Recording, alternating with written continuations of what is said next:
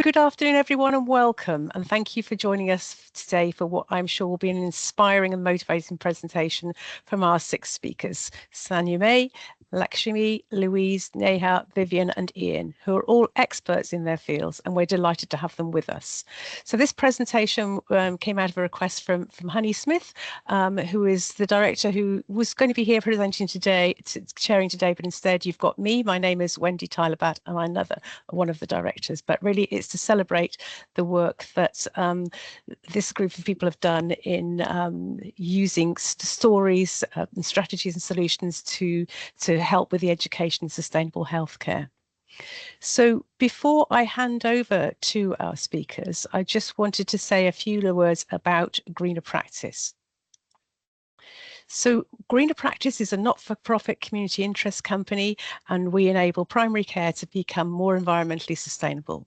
And we do this through our network, working in partnership with individuals and organisations that share our values, and through our Greener Practice platform. So if you haven't visited our website, please do take a look. It's a great way to make connections through sign up to your local WhatsApp group and national special interest groups. And all this from receiving the national and local newsletters and some of the resources is for free. So how can we help you in your busy practice? Well, there are in excess of 50 off-the-shelf quality improvement projects and more resources behind a modest paywall. And these can provide evidence for multiple CQC standards and other improvement standards too, including medicines optimization and safety, which not only contribute to environmental sustainability, but save you time and money. It also completes many of the actions in the Green Impact for Health Toolkit, which can be accessed through our website.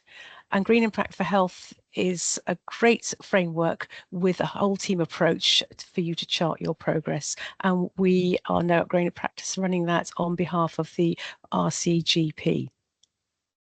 So this is a quick shot of the different levels of membership, and there's a QR code here that you can scan to find out more.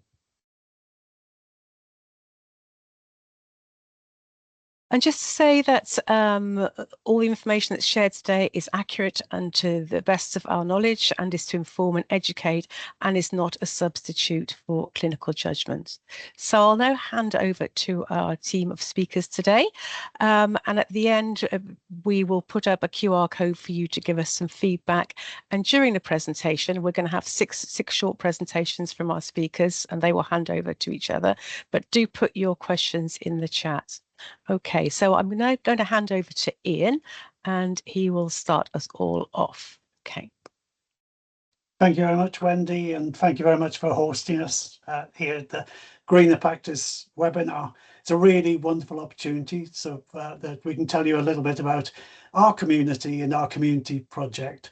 And that project was the Education for Sustainable Health Care book, which we launched earlier this year. I'd like to hand you over straight away to Sanya May, who's going to tell you a little bit about the background and about the ESHA initiative as well.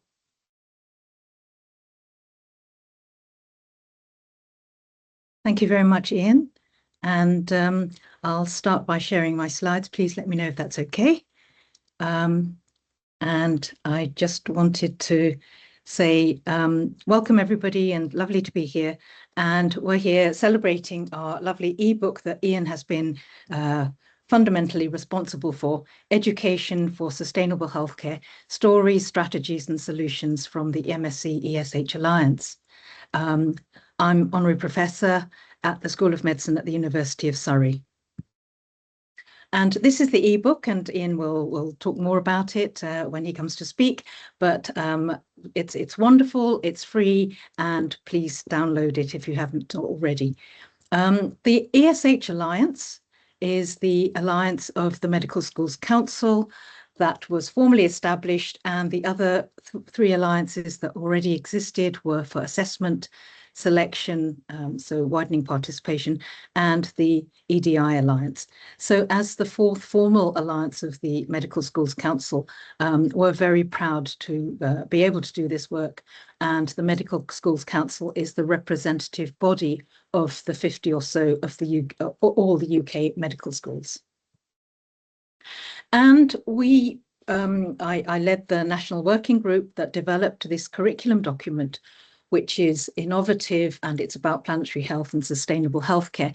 And we made it to be fully adaptable to different contexts, and it's published by the Medical Schools Council, and the GMC has included it in its list informing its outcomes for graduates. So again, freely available, so please do make use of it. So long as it's attributed, then you can develop it and adapt it as you wish.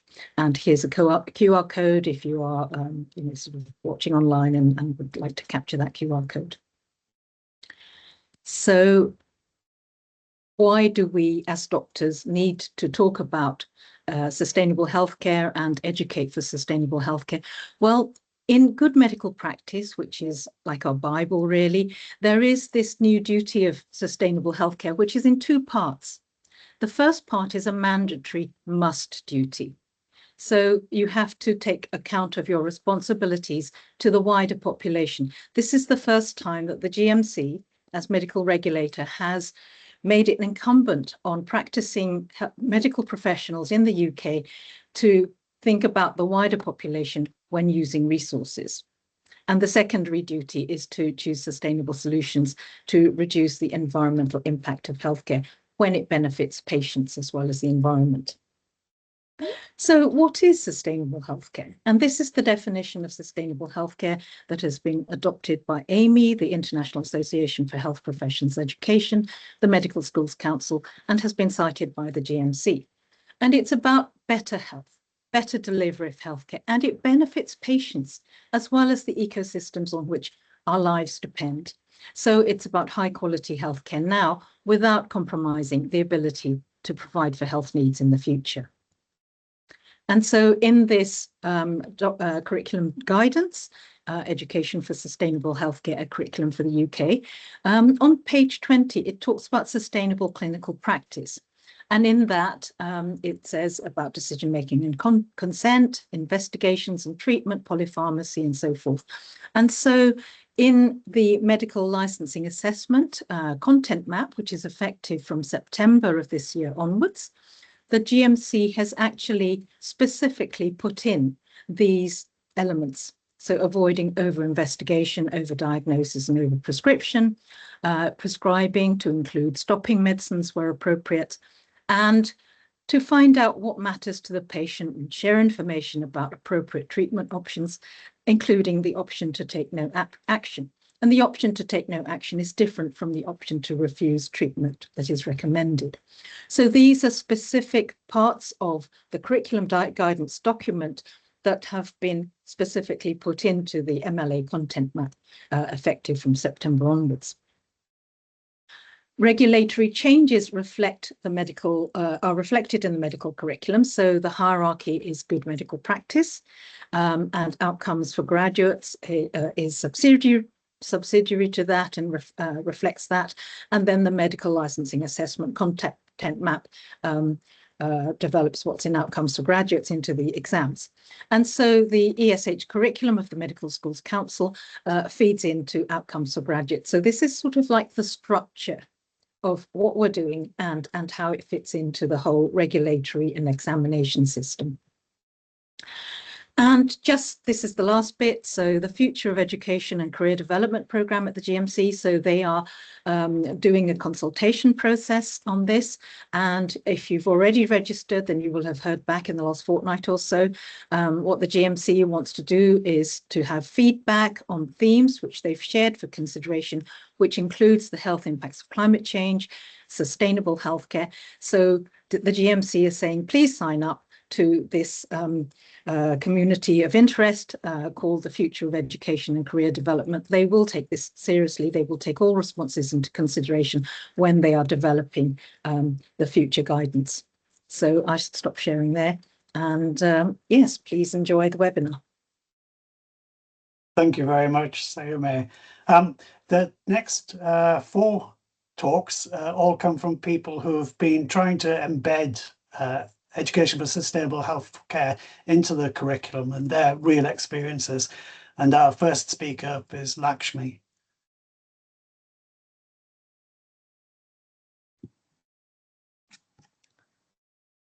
Hi all. Sorry, it's just loading. Is that visible? Great. Absolutely. Hi, I'm Lakshmi. I'm a soon-to-be 4th year medical student at Bristol, and I'm very excited to be here as one of the students. So I'll be discussing carbon literacy training and paid student advocates, which are the chapters of the book that I contributed to. So I'll first begin by talking about the integration of carbon literacy training. So what is carbon literacy training? It was developed by the Carbon Literacy Project to take attendees through the basic science behind climate change, the health impacts, ways of reducing emissions, and how to communicate this to encourage behaviour change in others. After running this training for staff and postgraduates for a few years at Bristol, we decided to integrate this into the curriculum for all Year 1 undergraduate students. We structured it in the following way: a 1-hour pre-lecture delivered in person, about 4 hours of e-learning provided by the Carbon Literacy Project, and a 3-hour in-person session that it culminated in. So our successes included the rating of the face-to-face session. It was rated almost a 4 out of 5 in terms of how useful it was and how much the students enjoyed it. They really felt it helped them understand the relevance to them as clinicians in the future and as citizens, and they really enjoyed the inspiring stories from local doctors in this field. It also helped them understand what the ask of them is as doctors. We also managed to achieve over 80% of the cohort receiving certification, which was quite impressive, as although it was billed to them as a mandatory part of the curriculum, there was no one had to submit the forms to certify themselves. So we're really proud that we managed to get such a large number of the almost 300 wide cohort to submit the forms, and it showed how much they enjoyed the teaching, how relevant they found it, and that they were excited to receive that certification, as it showed that they will be a clinician in the future who has a good awareness and understanding of this. Some of the challenges we found was that as we used a toolkit provided by the Carbon Literacy Project, it was just a generic healthcare toolkit. So this was designed to be used by all levels of staff in the NHS. And so for our medical students, it wasn't quite the right level, didn't quite challenge them enough or go in depth enough about the climate science. So it wasn't as rigorous as we would have liked. And this is why we've been looking this year at creating our own version of the carbon literacy training designed specifically for medical students. So hopefully it will be more analytical and therefore a bit more engaging for them. Another challenge, as with all of these things, is finding curriculum space. In our case as well, finding the physical space for almost 300 people for a face-to-face 3-hour session. But we managed to find space in one of our HCA weeks where all the Year 1 students do an HCA shift. I'll also be talking about the role of paid student employment, as that is what I am. So over the past 2 years, I've been one of 2 paid student advocates at Bristol Medical School. And I believe we're fairly unique in the fact that we employ students in this, and in fact have been doing so since 2021. We have currently 2 students working in total 12 hours per week. We also have 2 academic co-leads who are employed 1 day per week in total, and a full-time sustainability officer. So we really do have a big team, and it really does help having that formal employment status. I really believe that having students as partners is vital for student buy-in, as we know what can engage students or what can turn them off. But it can be a big ask for students to do this on a voluntary basis. One of the benefits of paid roles as well is it's inherently motivating. You know you're expected to produce a high standard of work and achieve results. I, for one, also found this formal employment status enabled me to advocate for education for sustainable healthcare in very senior level meetings and meet many senior faculty, which in turn drove me to work even harder. Overall, I believe the creation of paid student roles at Bristol has been a big enabler in us making significant progress in this field. In my 2 years in the role, we went from being 13th in the UK to first in the world in the Planetary Health Report Card, which is a global initiative evaluating courses on 5 metrics, including the curriculum, community outreach, and support for student-led initiatives.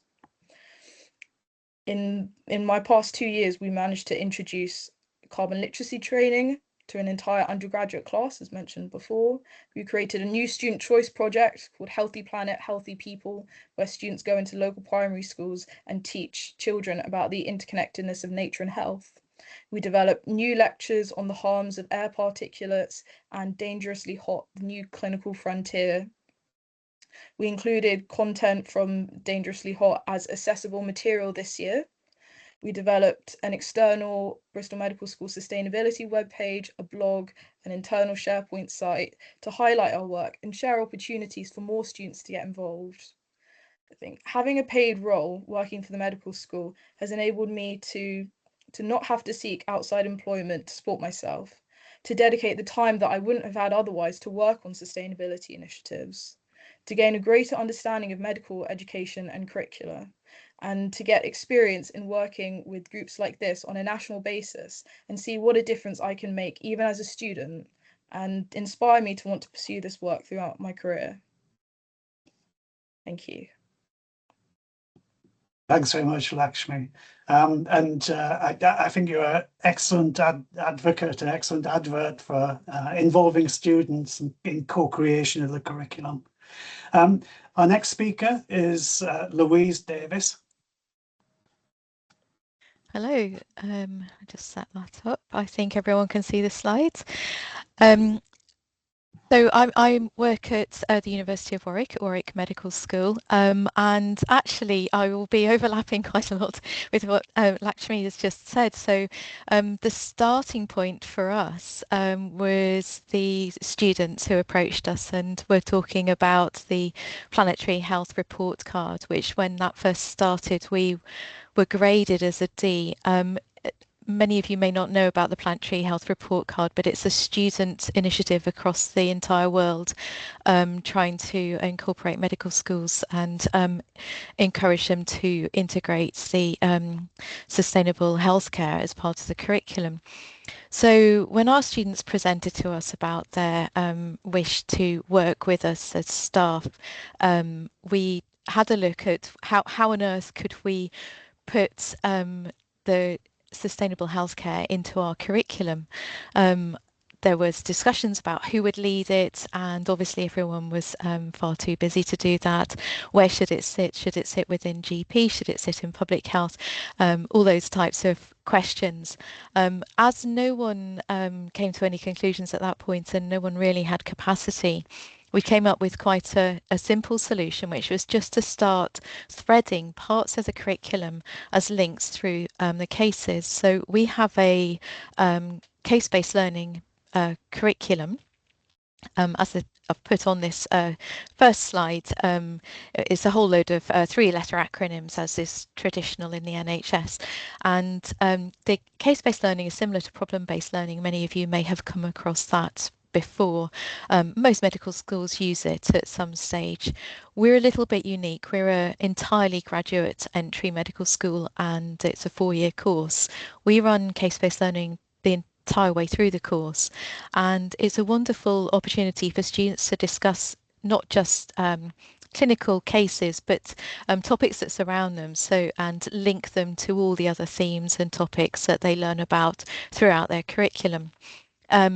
So they get those thinking skills and those ideas of how to start thinking like a doctor, how to make clinical judgments, how to treat a patient, how they will manage, where can they find resources, where can they learn things from, how can they lead future projects, how can they go forth as a doctor of the future, what will they need for that? So case-based learning was actually an ideal place to start this off. So we have the students have these slides and they go through a case presenting with, for instance, asthma, and then they have some clinical reasoning questions that we put in. Every medical school does case-based learning in a different way, and we've then started these extra slides, not in every single case, but in the relevant cases and in many throughout the entire course. They have a slide that is to do with sustainable healthcare. They're easy to pick up because we made them green or slightly green. And there's a few more questions and a little bit of a resource. So it's a bit of time for students to discuss something that is linked to the case, but possibly in a bit more depth. And so the first one or one of the first ones we did was related to a case about childhood asthma and linking to some deaths with air pollution. It's done in the later stages of the course. And as you can see, I don't know if that's visible on this slide, you can see we used to have to put this tagline of the GMC expect students to learn this because initially there was sort of a pushback from the facilitators who help with the small groups of case-based learning and the students saying, we don't need to learn this. Surely we don't need to learn this. This isn't learning about what the inhalers are. And gradually, we found over time the students have started accepting it and expecting to see a green slide, as they put it. And it's making them more and more interested in the topics.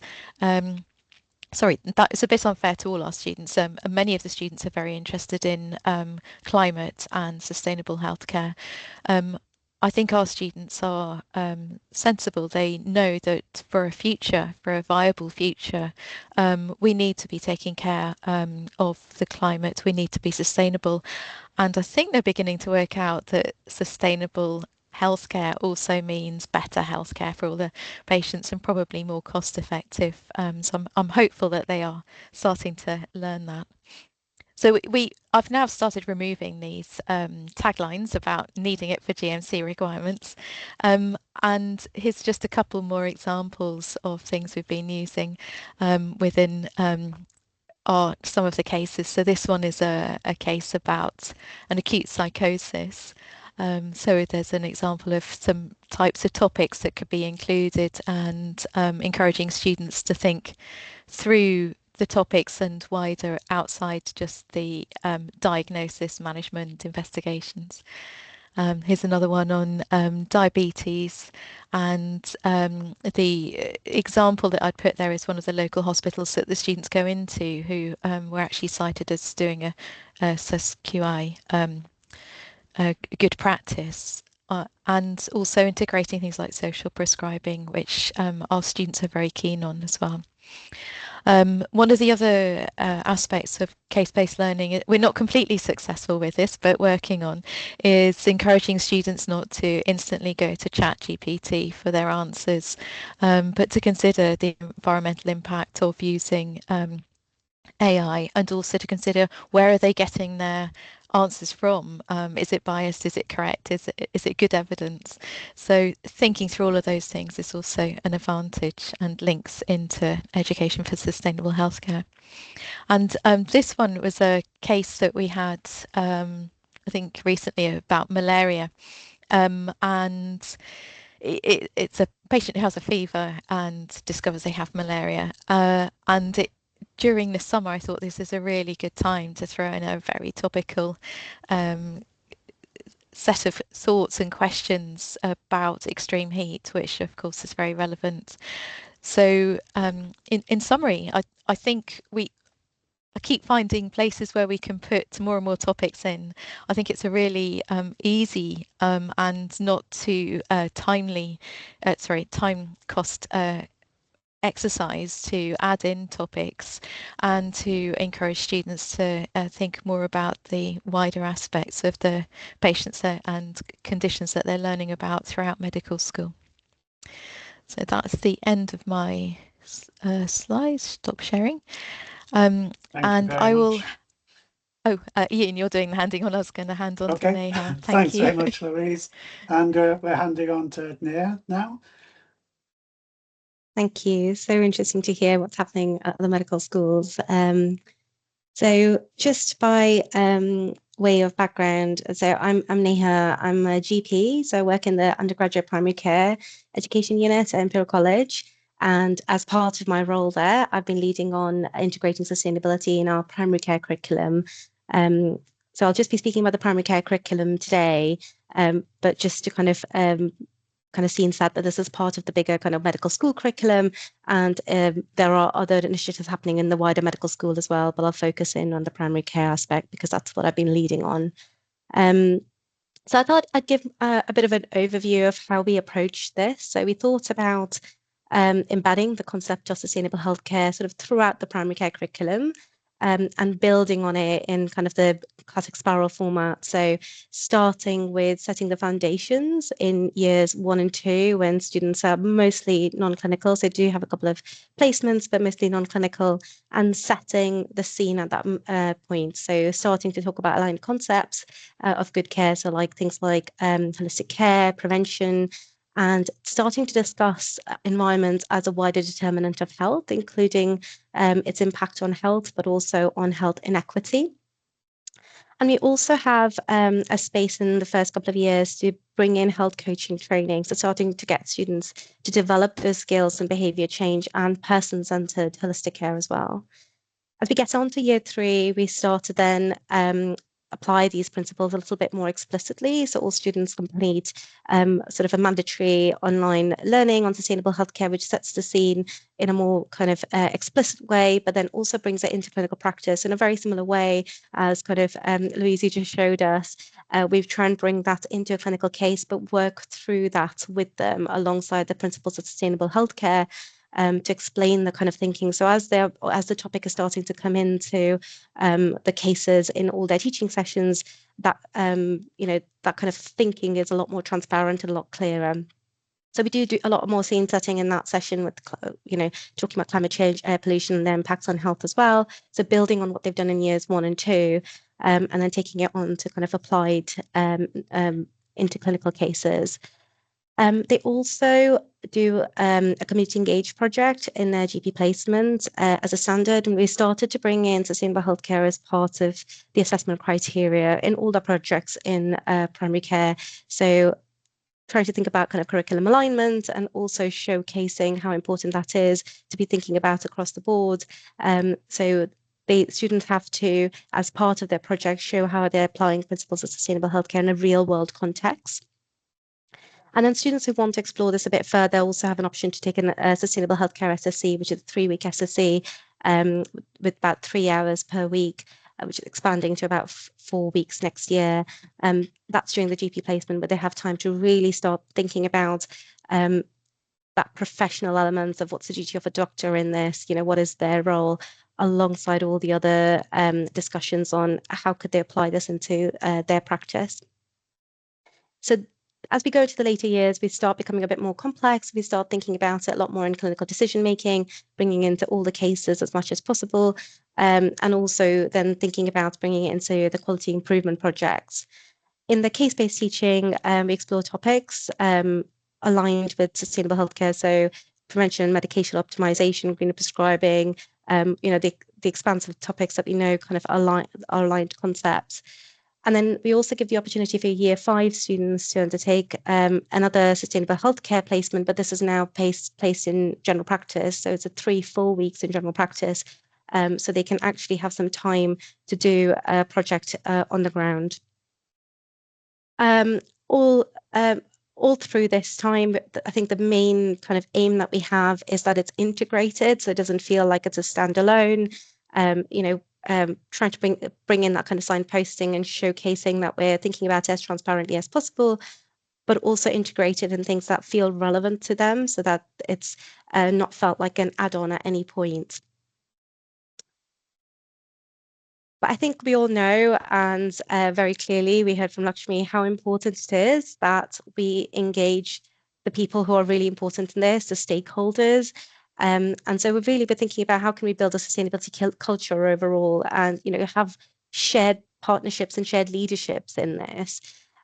So starting with students, Lakshmi spoke to this really well, how important students are, but also how important student paid roles are. So we've had Student Shapers, which is essentially a program that allows students paid roles within our university for a variety of projects. And so we've had Student Shapers in sustainable healthcare. We've had about 4 so far who've been involved and integral actually to the curriculum development and the integration overall, and to give us kind of lots of awareness of the student side of this.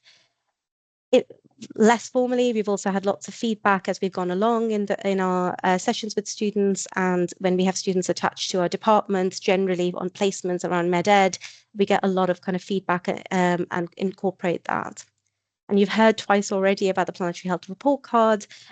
We used to score C+ in this when we started this a few years ago. We're now sitting at an A, and that's really down to a lot of the work that our students have done with us.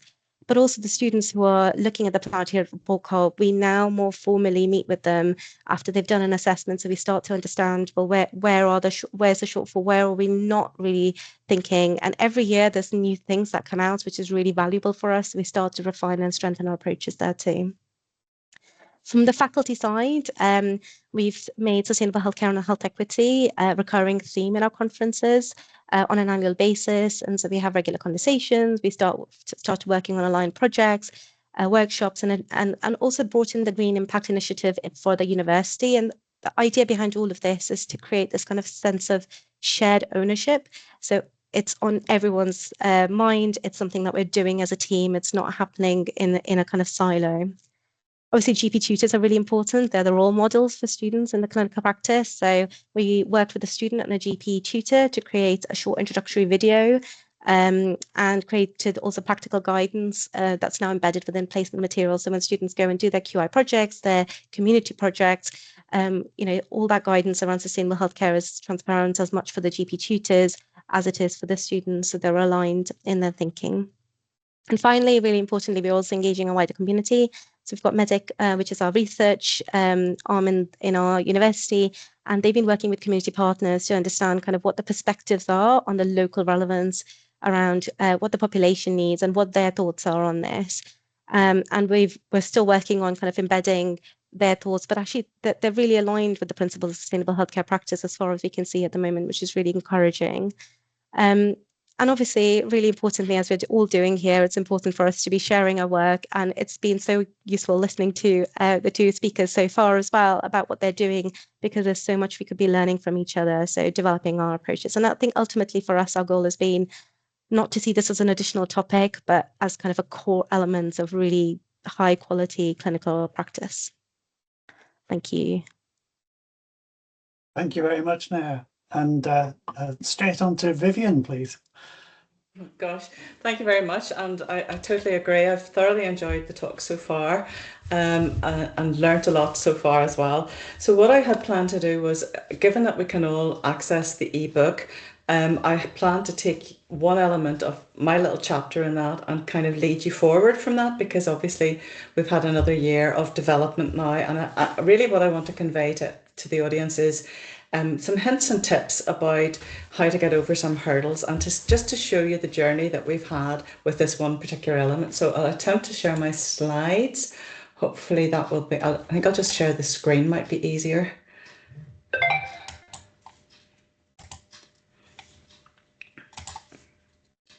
Can everyone see those? Hello? I could, but they've suddenly disappeared. Anything. Can you not see it? It popped up and No, then not yet. disappeared again.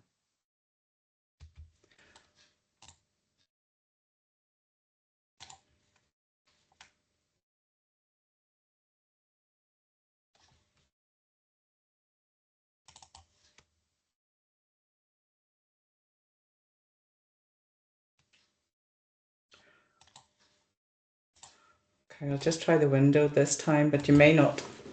I see.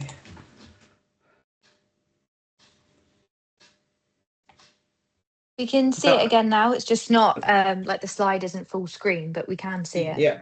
Okay, I'll try full screen now.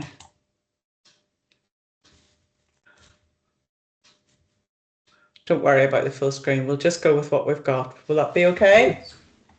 Yeah, go for it. So if you can see the title slide then, so the element of our work of integrating sustainable healthcare was to talk about our final year SUSQI project.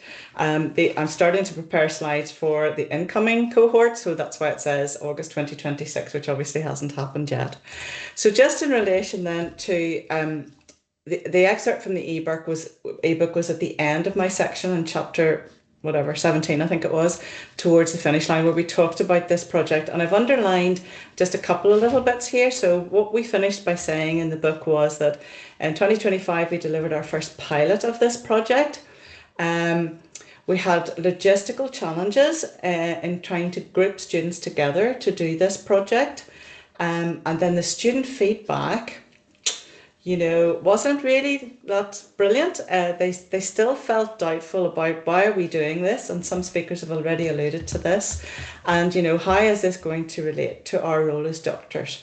This is despite all of the information we gave them, elements of what Sanyu May spoke about at the start and so forth. But I think one of my views on this was that because the medical licensing exam is taken by our students at the end of year 4, they were somewhat different in this first cohort of year 5 students, in that I believe they sort of felt they were a little bit further on than they really were, but they felt they were already qualified and so forth. Anyway, so what I wanted to talk to you briefly about then is what have we done then in our second run of this? So this was the first pilot. We've since completed a second pilot, and we've done a few things differently. One of the things that we do is that prep for practice day that you saw. So we've only got 2 hours to prepare our year 5 students for this project, and then effectively they're let loose. And the preparation in that 2 hours starts with, I'm not going to go through all of this, please don't panic. We talked to them about, you know, what is quality in healthcare and what do we mean by sustainable quality improvement. We allude to the principles of sustainable healthcare, and then we talked to them, or should say I talked to them about, well, where have we integrated sustainable quality improvement already through years 1 to 5? And I give them 6 reasons why they're doing this project, all of which will be very familiar from the talks today. I then go through the timetable and how to run their project, how to get started, carrying out the work, submitting their poster, go through the assessment criteria, and then there's about 45 minutes looking at the methodology, and that's all the students get. Frankly, in year 5, I think it's more than enough, and they're basically get provided with lots of resources, lots of templates, lots of examples of posters to get themselves underway and to organise themselves. And I hope when I get to the main message of my little talk at the end, that you'll see that that has many additional benefits above and beyond the sustainability aspect of the healthcare that we're covering. So the reason these 2 are in red, I just thought I would show you these. So this is the 6 reasons why. Some of these have been mentioned already. The GMC, the Planetary Health Report Card, and here's Queen's down here. It is driven by students. There are some of you mentioned how, I think Louise, you said, you know, a lot of your students are advocates for this as well. And I'm very impressed to see Bristol and ICL having paid student rules for this. It's fantastic. It's part of our regional appraisal system for qualified doctors. There's the net zero, and ultimately the main one, good for patients, populations, health service and the planet. So despite all of that, as I say, after pilot 1, they were still a little bit doubtful. So this is kind of the timetable. It's a 24-week project. This is what I've been talking about so far, is this half day or a couple of hours where we look at methods, examples, and the logistics of what they're doing. Then they go away in their groups and they carry out the project. They meet themselves, whichever way they want to meet, and then they submit. It says PowerPoint poster. We now allow them to do voiceovers, whatever they want to do. They use other things as well, as long as we can read the poster. And then you can see this is a change. The first year, our first pilot, every single group presented their project, and that took 2.5 days with different assessors. I was there for the full 2.5 days. We've done away with that, and the student groups actually elect whether they want to present orally or not. I miss it. I think it was really good. I think it gave them an opportunity to defend their work and to convey their work to the faculty. But time is precious, and we don't do that anymore. The projects are carried out in final year. They have nominally 4 hours of, if you just look at this bit here, I don't know if you can see my pointer, on the right hand side. So they're advised to spend a couple of hours a week on the project over the 24 weeks, and that couple of hours should normally come out of their SDL time. So the key thing is that these projects don't impact any of their clinical attachments or any clinical learning activities that they have. And then following submission of their posters and assessment and so forth, all students will receive feedback, and they get beautiful certificates designed by myself. Really lovely. I can send you one if you want. Basically saying that they have participated and completed. And then the top groups who present, and the top groups of the ones coming forward for presenting, will get an excellent certificate. Okay. This is just guidance and resources that they have. So they've got a full handbook for their project. They can see the assessment. There are loads of resources, and it all sits under a SUSQI tab in year 5. So that was a very rapid run through where we were. So where are we now? Following pilot 1, we adopted these changes for pilot 2, and these it's going to be much the same for the incoming cohort for pilot 3. What we did was we let them, I thought it was very foolish at the start, we allowed them to form their own groups. And I thought, this is going to be complete and utter chaos. And to be fair, there was a fair degree of chaos. We advised them to form groups of 4 to 6, but I was inundated with emails. Please, can we have a group of 2? Can I do this by myself? Can we have, more than 6 in our group, and so forth? So there was a range of 1 to 6, and I'll explain why that is in a minute. But the median number was about 3. And it really was down to, they chose their friends and then realised that would have been easier if they chose people in the same trust for a start, never mind in the same placement wards. But, all part of the learning activity, I guess. So we removed supervisors in pilot 2. In pilot 1, they had a supervisor within faculty. Our trusts are, say they don't have the capacity to supervise these projects. Initially, they said they would do it if they got some money. We identified money, and then they said, no, we still don't have capacity. So for pilot 1, we had supervisors within medical education in the university. We discovered really that the students didn't really need us, to be perfectly honest, just a little touch base time. So we removed them, and we replaced it with kind of just informal feasibility discussion of whatever project they brainstormed and wanted to do with a clinical lead in the area of interest. And I said we removed presentations from all groups, but almost 50% of the cohort still opted to be considered for a presentation. In the end, we only had 6 groups that scored the highest that did that. We extended the duration of the project by 2 months, give them a little bit longer to do the work, to carry out the work. And as I've already said, they were offered different options of submission, poster, audio report, but we only received poster formats. New issues raised with pilot 2, obviously allowing the students to form their own group. It was kind of unfairly, we had thought about this, it unfairly disadvantaged returning students. So students who had been intercalating, for example, did not know the cohort they were coming into in final year, and therefore had difficulty finding groups to join and so forth. And we did end up with a few individual projects. The trouble also was we had double the number of posters because they formed self-groups, and it was we therefore had 104 groups instead of the 58 we'd had the year before or something. And a late development was that some of the trust QI departments suddenly decided that all of the students need to register their projects with them if they were occurring in their trust. And the forms were pretty complicated. They also required a supervisor, which of course the students didn't have a named Queen supervisor. So that's one of the things that we're trying to iron out then for pilot 3.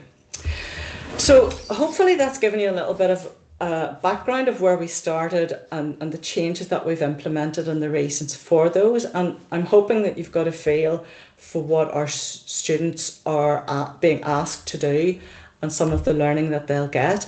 But in red at the bottom, I really want to focus just and finish with showing you some feedback of the last cohort, and then some of the example posters that came out of it. So these are a bit texty, but if you just look at them, I've taken them verbatim from the students. But 95% clearly articulated the value of the project in terms of learning QI methodology, the value of the project to improve patient outcomes and experiences, and that's the key thing. I was so pleased to see so many students actually pick up on the fact, as some of our previous speakers have said, that this actually is good for people and good for patients, and the sustainable and financial impact of the clinical practice. They appreciated the learning ahead of conducting the projects in employment. So they are aware that they're going to do these from foundation starting in August now, and they did really identify that, okay, we've had a bite at this and we've had a run at this. But this is important. Additionally, many of the students' reflections discussed the hidden transferable skills they acquired through the conducting the project. So we hadn't really thought about this too much, but lots of them, and I've got 4 quotes, lots of them mentioned how much it really developed their organisational skills and planning skills, teamwork, leadership. None of them, or very few of them, had made a poster before, etc. So it's, I guess, a research skill. But these ones here, I thought, were really profound in terms of, about to enter the workforce. So these are some quotes, and you can see, it was really heartening to see this actually. So the project has taught me how small data-driven changes can create meaningful impact on sustainability. The simple poster intervention we employed successfully reduced energy waste by 66%, demonstrating how low-cost behavioural changes worked well. Moving forward, I will engage more with stakeholders in earlier instance to enhance buy-in, etc.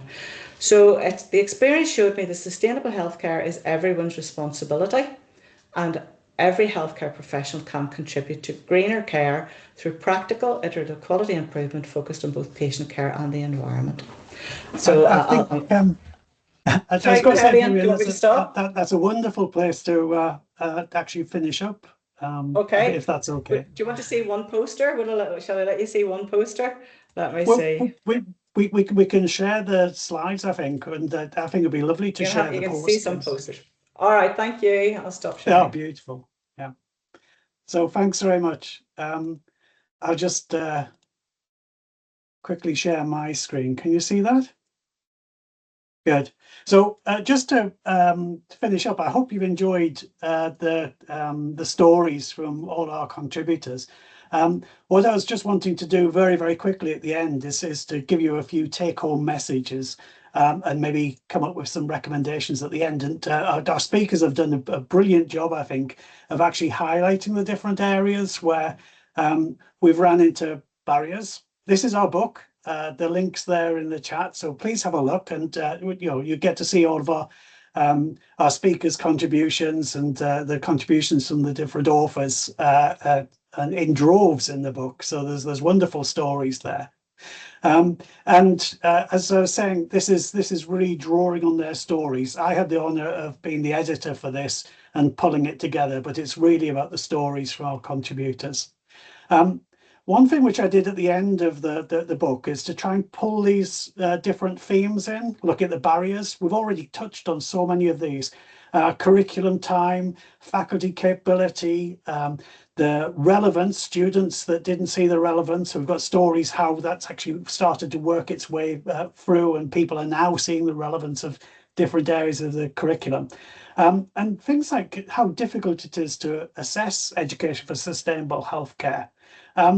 We've come back several times also to buy-in from leadership. We've got wonderful examples from Bristol and Imperial where you've got clear buy-in from the leadership and investment. So I think those are really important things. This brings us round to enablers as well. We've got infusion into existing teaching, that spiral integration, which we've talked about. Enabling the faculty, giving them toolkits, giving them more skills. One of the things which we've talked about, particularly with GPs and public health, that authentic, those role models to role model. And this is where you are with green practice. You're the role models. Assessment, leadership and governance, and Lakshmi, this is you, student partnership. Really, really important. I think Vivian had just got to the point where we're showing how there's added value to all of these things as well. You know, it signals what the school values, its cultural change, its professional identity. It's good for the patients and good for the planet. So I think those are really important things that we can pick up from the different stories in the book. I highlighted here some of the successful strategies, but I think we've picked most of these up. So I'll just hop straight into the final recommendations. Leadership. Own it, name it, manage it. The leadership needs to be there. If you invest in it, you get outcomes. Capacity, it's important to fund time, fund roles. Fit, integrating it with the existing curriculum. Starting small, that infusion, that working your way into the, and then expanding into the core and then embedding it in the curriculum and make it clinical. We've got case-based learning, use authentic cases, explain pathways, involve role models, and then we have to enable our staff to do this with training, toolkits, briefings, and partnership with students. And also make it count. Try and assess it, bring it into different areas, and make sure that the relevance is always talked about. So that's us. That's the end of what we've got to present for you. I think we were ambitious with cramming in all our different talks, but we managed not to overrun your session at least. So Wendy, over to you. Thank you so much. That's absolutely brilliant. So hopefully you can see a little QR code on the screen now. You see that? No, not yet. Yeah. Okay, brilliant. Okay, fine.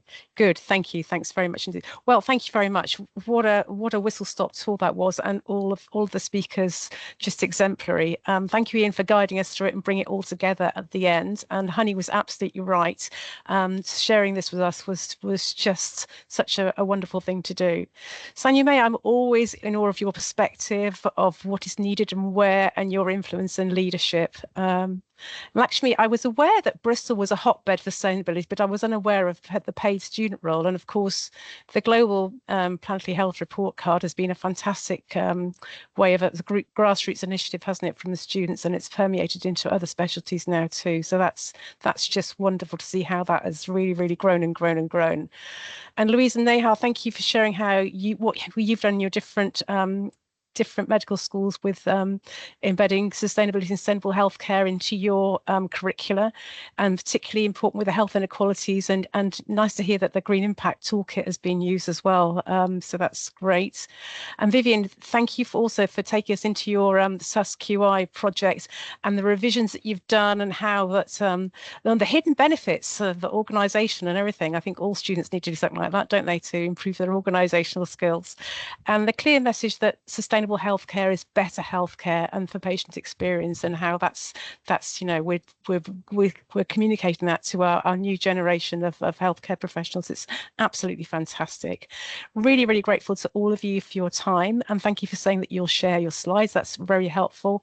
And of course, the presentation will be put up on the website. So unless there are any questions, I think we are fine to finish there. But anybody want to say anything, you can come off mute or put something in the chat. I don't have anything in the chat, so you've obviously been very comprehensive in your coverage. So, okay, well, thank you very much, everybody. Have a